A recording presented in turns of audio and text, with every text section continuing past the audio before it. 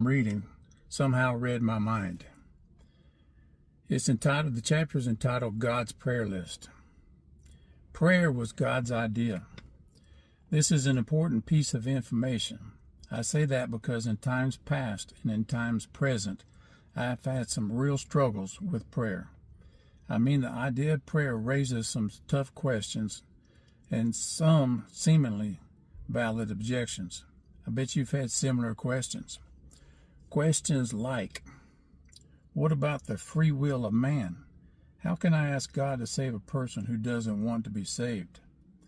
How can I pray for a cardinal Christian who doesn't want to be cured of carnality?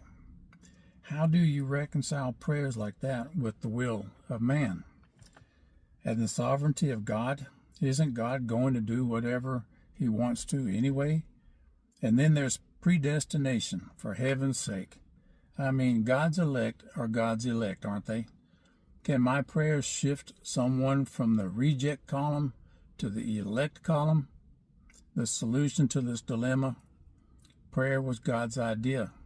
That means all the questions and objections and contradictions surrounding prayer, well, that's God's problem.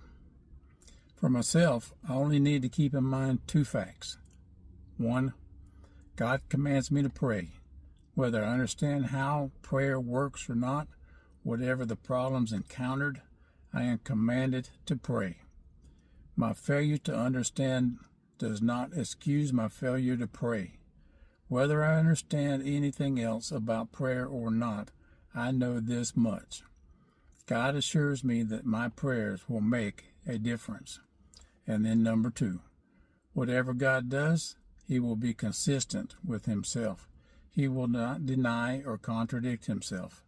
I don't know how he resolves the apparent conflict between my prayers and the free will of man, but if it doesn't bother God, I'm not going to let it bother me. Not only has God commanded us to pray, actually, he's invited us because prayer is such a privilege as it is a command, but he also has given us a prayer list to guide us in intercession. We find this prayer list with Paul's words to Timothy.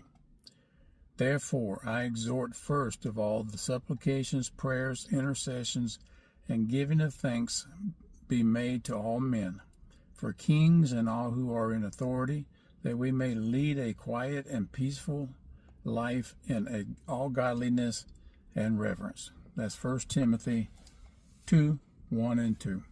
All right, guys, love you.